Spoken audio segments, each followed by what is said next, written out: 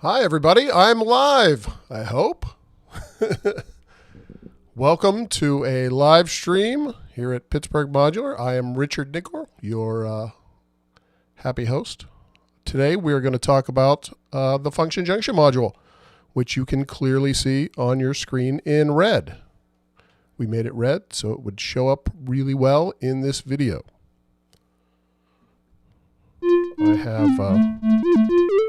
I'm using the Nifty Keys keyboard today to demo this. I'm not a keyboard player. I'm not even like a pretend keyboard player, like bang on the black keys and make something nice. I got nothing. I play with 2 fingers, and it is what it is. But that's all right, because we're not talking about playing today. We are not talking about, hopefully, much that's going to need the keyboard at all. We are talking about the function junction. And the function junction is pretty cool. This is a module, if you've watched any of the live streams in the past, and especially any of my streams where I'm patching and you can see my setup, I will have modules covered in red tape. Sometimes this was one of the red tape modules, which I always thought was humorous because the printing on it was bright red the entire time. But now you can see, so it sort of fit. I took off all of the painter's tape, and here we are. So the patch, I'm going to keep the patches extremely simple today so we could sort of talk about what this thing does and why I think it's interesting. This module was, it's a Cre8audio module. However, it was designed by us here at Pittsburgh Modular, Michael Johnson and myself. Perry Willig had a huge play in this one as well. We all sort of pooled our minds together and came up with something we thought is pretty interesting. So what is the function junction? The function junction is sort of the central hub of all of your modulation for your system. If you have a smaller system like I have here, which is in the Nifty Keys, so it's 112 HP, it's 3 oscillators, 3 filters, 3 VCAs, a mixer and a delay and a mult here. So you can see it's not a huge system, but the function junction has everything I need to sort of modulate it with. So it has 4 sections. The first section is the ADSR. The ADSR is an analog ADSR. This is an ADSR that I think sounds particularly musical. Now that's not delay that's on right now. We have the function generator looping. Let's turn that off. There we go. So we have a nice percussive ADSR. And this is a percussive ADSR is something that I'm a huge fan of because I like to make very sort of atonal percussive sounds quite often, and I like the flexibility of having a nice sharp ADSR to control those.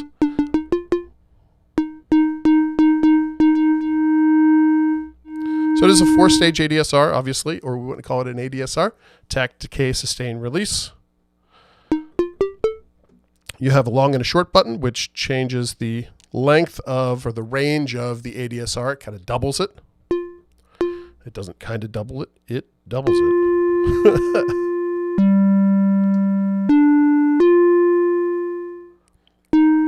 Then we have a loop button. It is an analog ADSR, but because we had some digital switching of the analog signals going on in the background, we were able to add a loop function.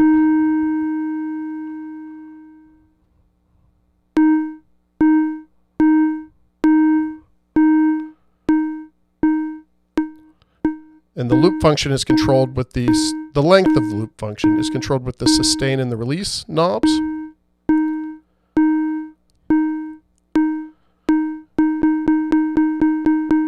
But the attack and the decay do have an effect on the output modulation.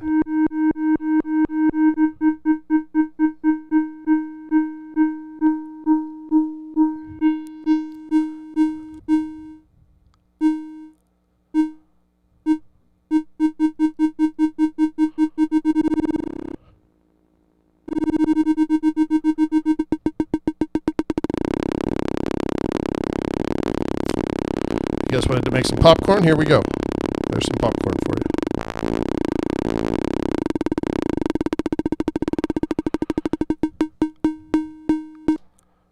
So as far as controls for this go,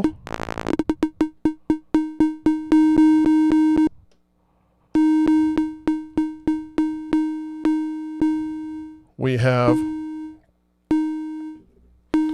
our input, gate input, and our envelope output. We also have a loop input here, so let's trigger that with the trigger from the function generator, or even better, we'll just use the square wave from the LFO.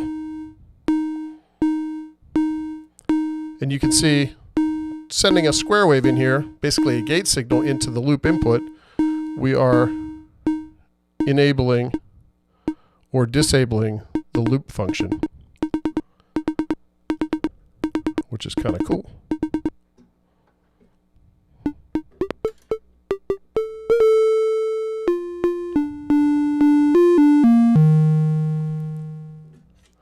So that's the basics of the ADSR section.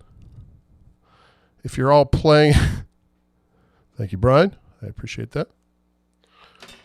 Brian, I think you're pretty awesome too. This is an interactive, as best it can be, live stream. I will keep checking on the comments as I can here. So if you have any questions, at me in the comments, and I will do my best to answer them as I move along here, probably as I jump from section to section. And then at the end, I'll hang out for a little bit, and we can just sort of jam on it a bit. Hello, Herman. Herman is in the chat room.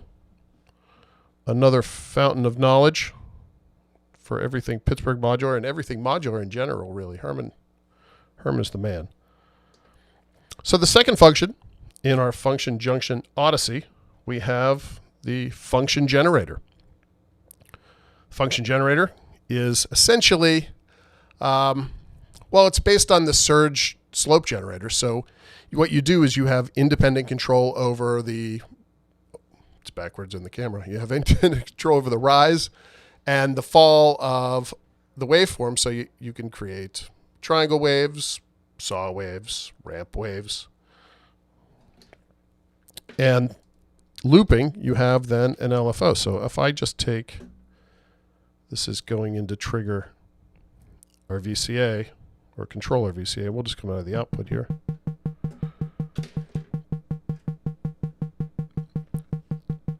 So what we have here is a short attack, long decay. We're changing then the decay of the sound. And now the function generator has been, there's a lot of ways to work with this circuit, a lot of ways to describe it. You could call the attack the rise. You could call the decay the fall. I guess you could call it left and right if you really wanted to. I like calling them attack and decay because it makes sense in the context of an envelope. So if you're coming from using an ADSR envelope generator, then attack decay is going to make sense. And it's an easy way in to a circuit that is maybe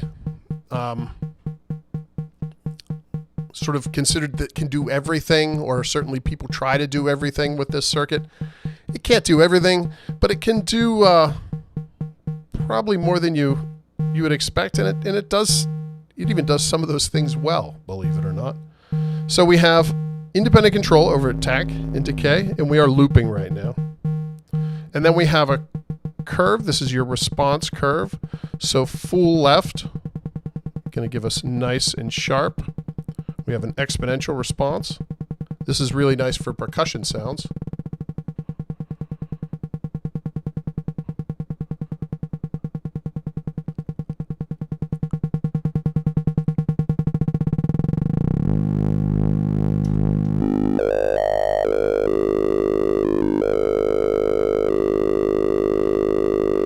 And then as we turn the curve to 12 o'clock, where it's linear, this is going to be basically a saw. And if I bring up the attack here, we'll have a linear triangle wave. And we can move further to the right towards logarithmic. And full logarithmic, theoretically, if you go full length on attack and decay, I'm going to turn it down a little bit here. Theoretically, that would ring out forever because it would never ever reach the re-trigger point. That's not true. It will eventually re-trigger, but I got bored when I was testing how long it was and sort of moved on. So it goes on for, I think I quit at 10 minutes or so. It takes a long darn time. So we'll pull it back.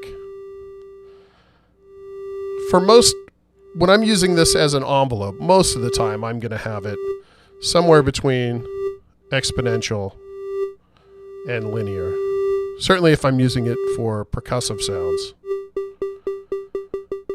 As exponential as I can get it, because I want that attack as sharp as possible and that nice natural decay.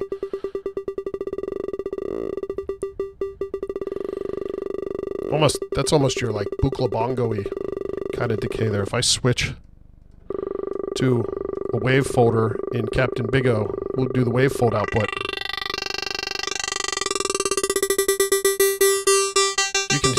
You can hear, let's play a lower sound here. You can hear how, just as changing the curve, you end up with a much, although, you know, it cycles a lot faster, but you end up with something that's much more percussive. If we go in, we turn off our loop, just trigger it.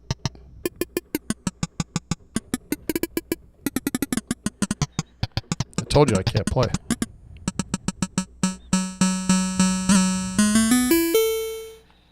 So those are the three main controls of the function generator. Now we'll get into a little bit of what more you can do with it. Obviously you can do more than an LFO and an envelope with it, but let's talk about the remainder of the controls here. We have sustain. So if we turn on sustain, that's going to give us, as we hold down a key or as the gate remains high, triggering it, it will stay high.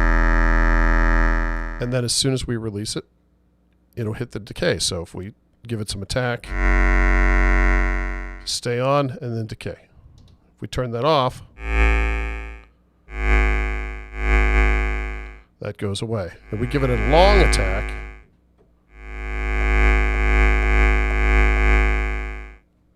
takes longer. Easy. So now the last knob here, modulation, plus minus. This is your CV control over the attack and or decay. And the way you assign that, let's get back we'll go to a triangle wave this time from the LFO, is go into our mod function generator mod input here, and we will hit this mod button. Now the mod button simply assigns the CV destination. We can have it attack, decay, or both. So if we have it on attack here,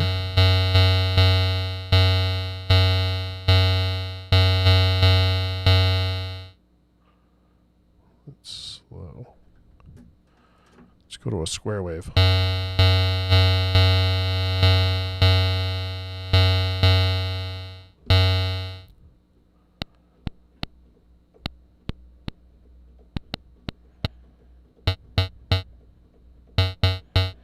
I'm just tapping on the key at the same tempo here, and you can hear how it's affecting how the attack is happening.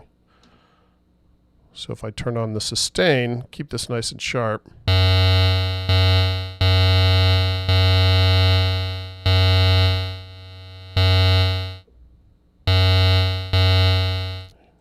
Controls the attack. And we could do the same with decay. And if we have it on both, and this is a situation if you have it as, if you're running it as an LFO in loop mode,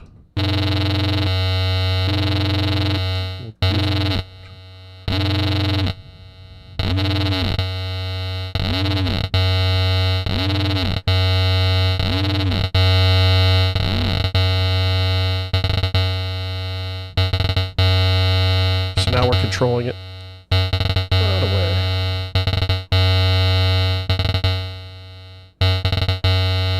Very nice.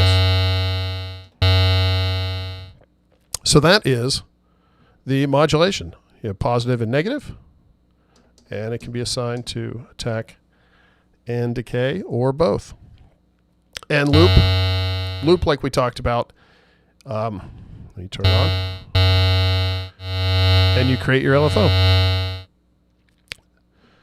So we have...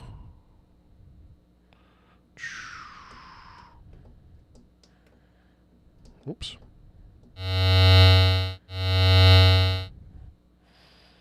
All right, the next stage, stage 3, is the LFO.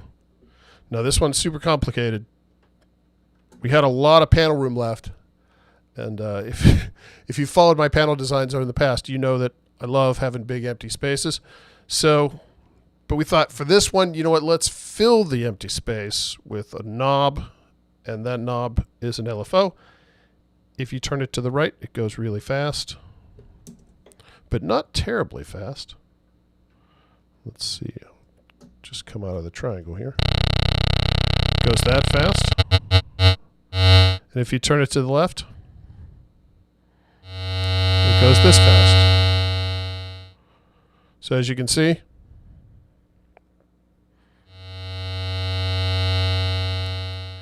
say basic utility LFO, but there's always, you always have a reason to need an LFO. It's there. It does a triangle and it does a square. You have independent outputs for both. 100% analog LFO. I think it sounds nice. It does what it's supposed to do. If anyone's keeping track, this is the LFO stripped out of the double helix oscillator. I don't know how interesting or important that is, but it is the truth. And then, so the fourth section here of the function junction, and the thing that kind of ties it all together is the mixer. Now, the mixer is sort of, it can do quite a bit. We have 3 attenuverters, so we have 3 positive. You can go positive to the right. You can go negative to the left, so it'll invert it to the left, and non-invert, non-inverted to the right. And you have the ADSR is normal to channel 1, the function generator is normal to channel 2, and the LFO is normal to channel 3. That allows you to get a mix out, which will give you some nice, let's see what I have patched in here.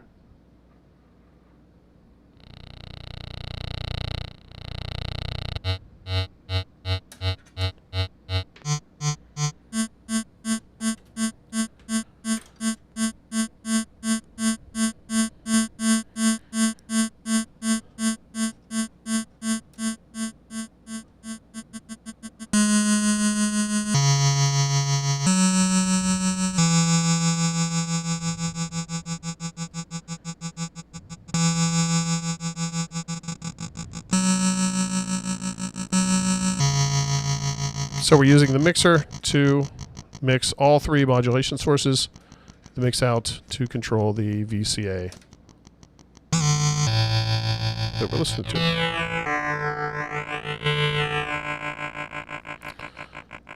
And that's fine if that's what you're looking for, but it does quite a bit more. Each channel in the mixer can be broken out and used as an attenuverter. So what that means is I'm going to take this cable, which is patched into the frequency cutoff of the filter, and we will go into output 2, which is normal to the function generator here. I'm going to turn off that loop, and we will take the VCA and come out of output 1. So now these are acting as channel 1 and channel 2 are broken out of the mixer, and they're acting as attenuverters for that channel. So channel 1 would be an attenuverter for the ADSR, and channel 2 would be an attenuverter for the function, because that's what's normal to them.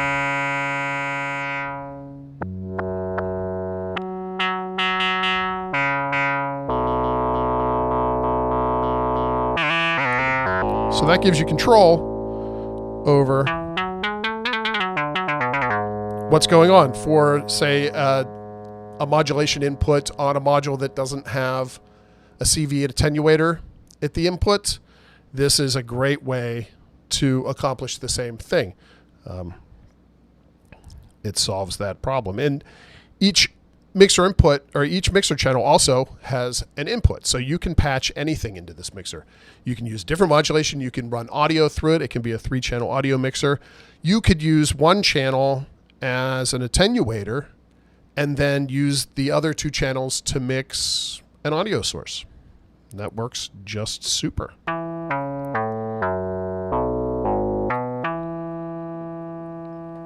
There's one extra output on the mixer.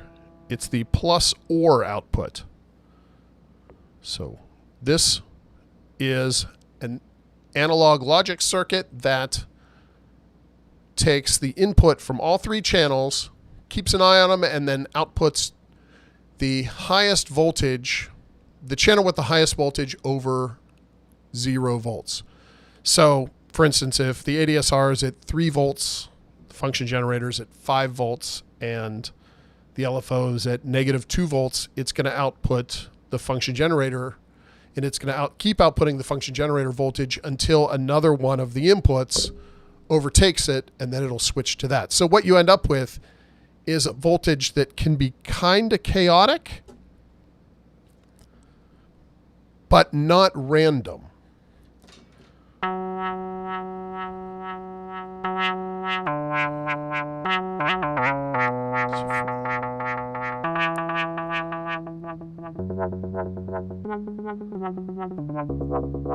Because you're only getting one of the 3 sources at any point in time.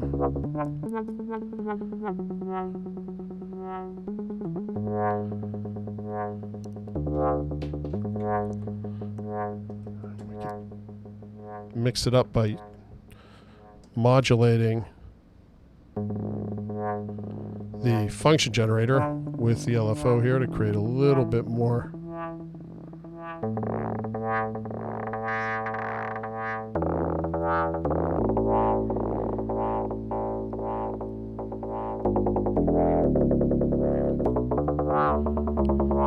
Kind of dig that.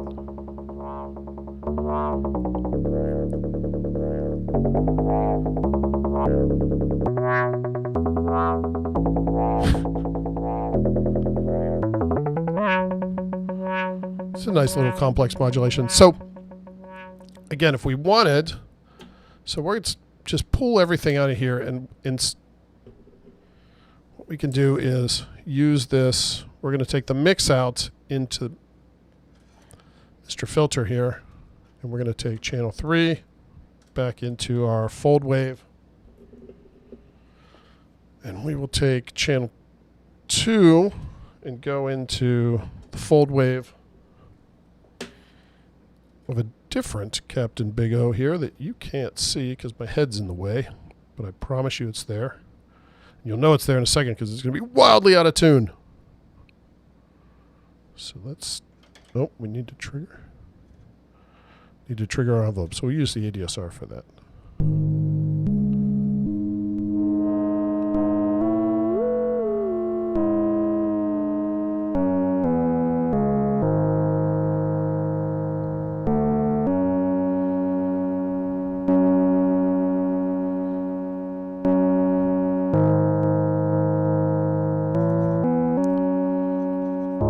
So there we go. We're using channel 2 and 3 to mix 2 oscillators.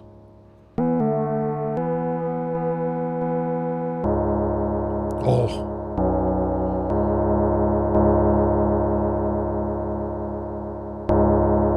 That's my new favorite sound. Oh my God. Wow. Yeah. The sound's just screaming for a 1-minute video. Anyway. Yeah, so anyway, before I get distracted here, 2 Captain Big O's into 2 channels of the function junction mixer that we are mixing and sending into Mr. Filter. And that just means that since we are here, and I have 3 Captain Big O's in this case, it would be crazy of me not to turn the third one in. So we'll go into channel 1 here for the third one. And again, wildly out of tune.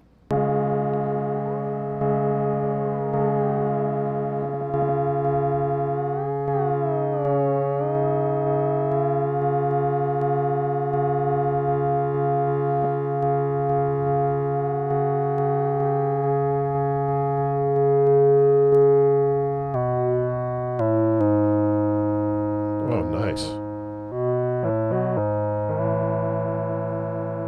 There it is.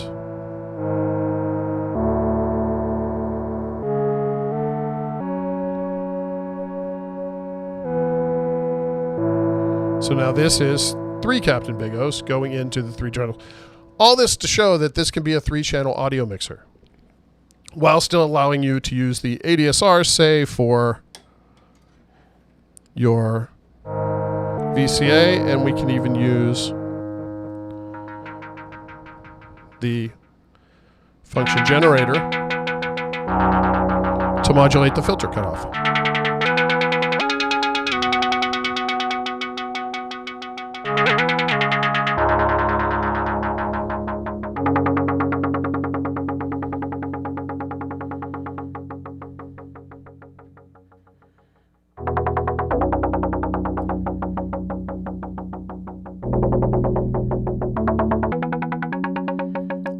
I think this sound is ridiculous. I'm sorry, I'm sort of zoning out on it. It sounds so cool. The function generator that is modulating the cutoff of Mr. Phil is we're modulating the decay a touch with the triangle wave of the LFO. One thing to know with both the mixer and the modulation input of the function generator, they're attenuverters. And that means that although theoretically they have an off, finding it is difficult. So you can get really close, but there's probably going to be a little bit happening there. And that's just sort of that's how attenuverters are.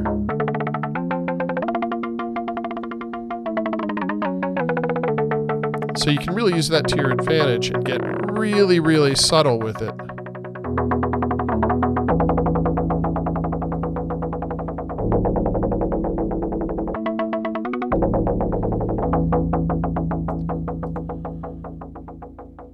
Yeah, I think that sounds extra nice.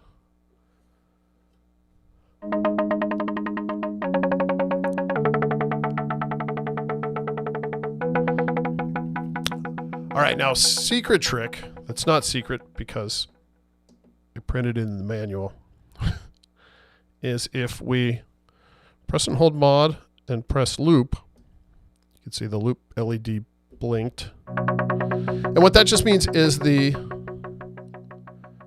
loop input, that's the ADSR, the gate input, now controls the function generator looping instead of the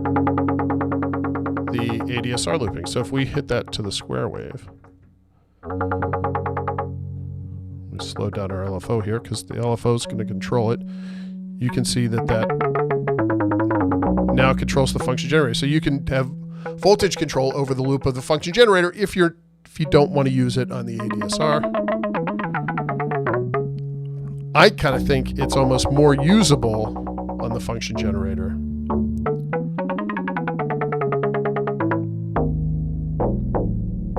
Than it is on the ADSR. That's just my opinion.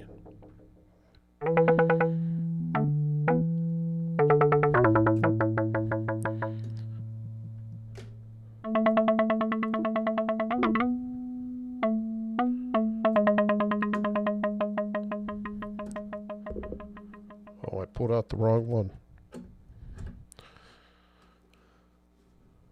So that is the one secret trick. Okay, does anybody have any questions? P. Maxwell Ward asks, who did the artwork? I did the artwork. That was me. I did the artwork for Captain Big O. I did the artwork for Function Junction. And then all the Pittsburgh stuff as well. But that's not important right now. The important thing is I drew Captain Big O.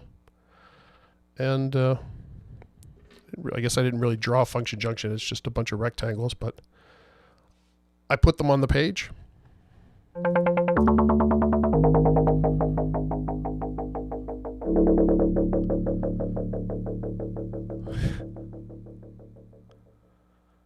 Nice.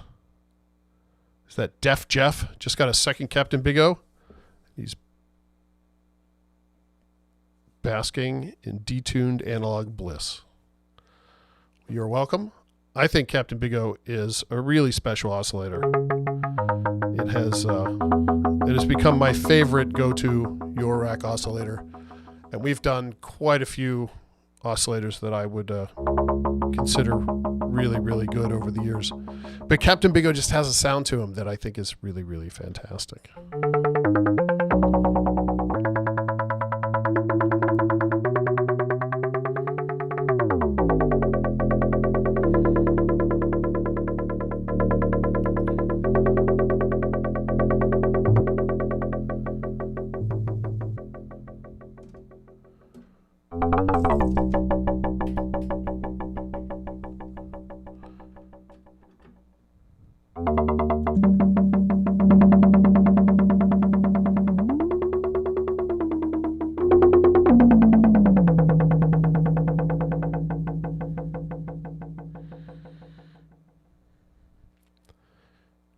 Ghost Kitchen Band asks, taking an individual out removes it from the mix out on the mixer. Yes, it does.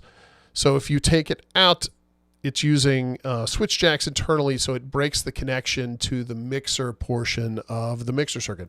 So it becomes an attenuator, or an attenuverter, I should say, for that channel, and it's no longer connected to the mixer. So that means you can do 3-channel mixer, 2-channel mixer with a single attenuverter, or you can do 3 attenuverters, giving you a ton of flexibility to use this in any size system. If you have a smaller Eurorack system, this really can be a hub, because there's always a piece that you can use somewhere, and you're not wasting any channels, because there's always room for, you always could use an attenuator somewhere.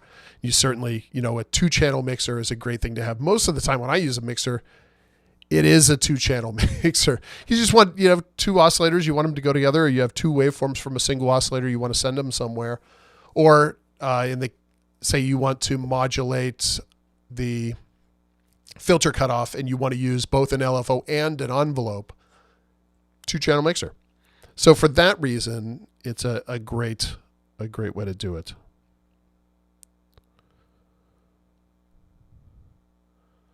P. Maxwell Ward also lives in Pittsburgh and wants to know if there's any synth-related events, things he should be aware of. We are working towards, this isn't related to the function junction, but I'll answer it.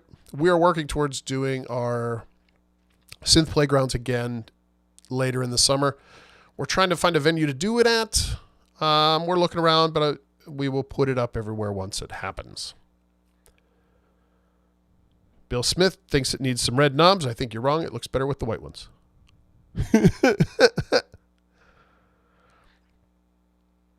Brian thinks it's interesting to see smaller companies collaborating together. I agree. I think it's interesting too. And boy, have we been collaborating.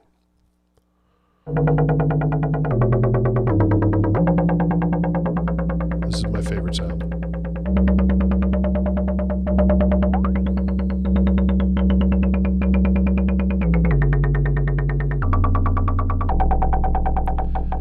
So that is the general overview of the function junction. If you have any questions, now's the time. If not, I don't want to keep this video super, super long. I'm going to try to keep it as succinct as possible.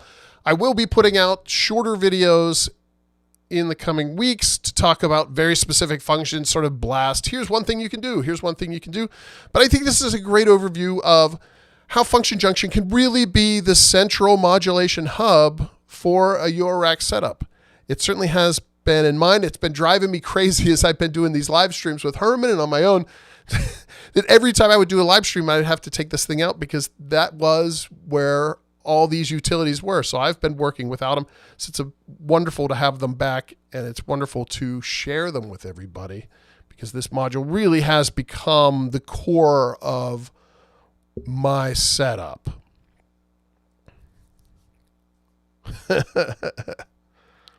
Yeah, we did try red knobs. Cre8audio is chiming in as well. Yes, we did try red knobs, and I think in the video, the introduction video for this module, in one of the scenes, the the function generator or the function junction had red knobs, and that's because I didn't have the white ones yet, and the white knobs I had went on upside down, so it made it really difficult to use. So I accidentally filmed a scene with red knobs. And if you haven't seen the introduction video for Function Junction, it is super, super fun, and I highly recommend it. Go over to the Cre8audio YouTube channel and check it out. I made the video. It's a little silly. No, it's ridiculous. Absolutely super silly. Definitely worth checking out. Go over to the Cre8audio YouTube channel, watch the video, subscribe, because we have many, many more silly videos and really, really interesting things to go with those silly videos coming in the future. Cre8audio is a global company. There's some people in Boston. There's some people in Paris. There's some people in China. They're all over the place. There's some people in Pittsburgh. So they really are a global company.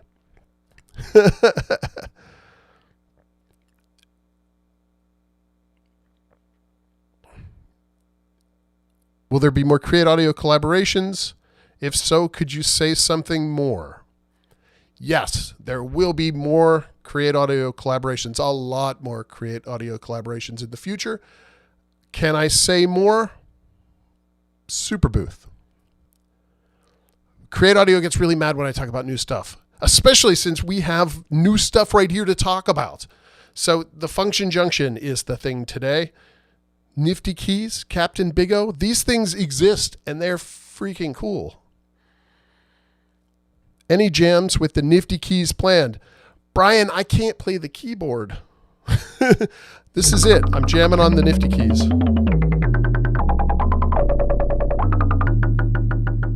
I'm sure we'll work to rectify that.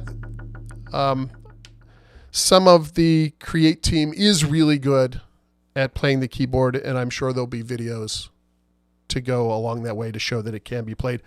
But I would be a huge embarrassment if I did a video where I was trying to play the keyboard. I'm always willing to try new things, but my fingers don't move that way.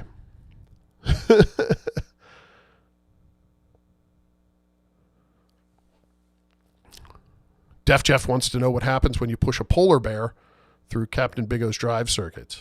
I think you would kill the polar bear. He calls it a snare do well. The overdrive circuit in a snare drum. Snare drums always sound good through overdrive circuits, so I think that would sound bonkers. SV1 and a nifty keys is a great idea, and I know that because I've seen it, and it is.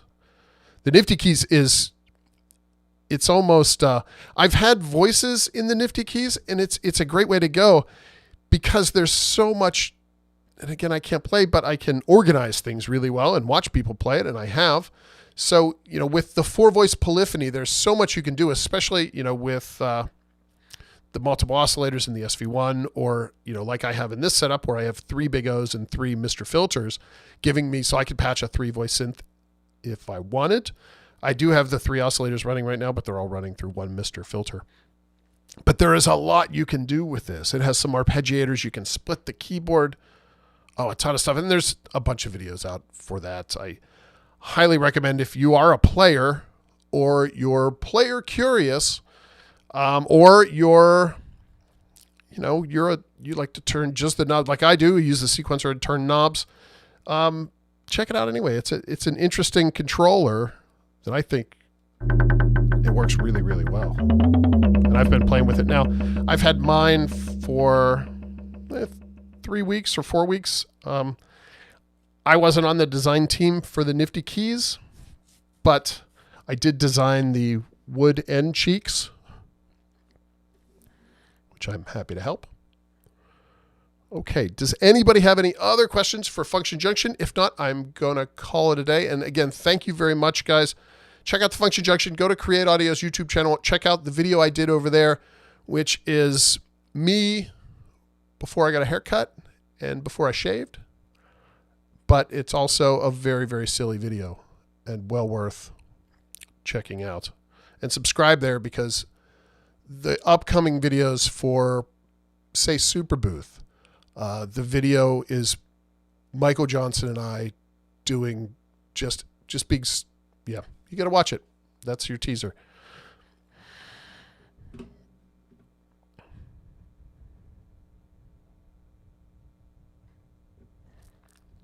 Alrighty, guys. Again, thank you very much for watching. This has been the introduction to the Function Junction with me, Richard Nicol, founder of Pittsburgh Modular, talking about the Cre8audio Function Junction. I'm going to go now. It's been a good time. Bye, everybody.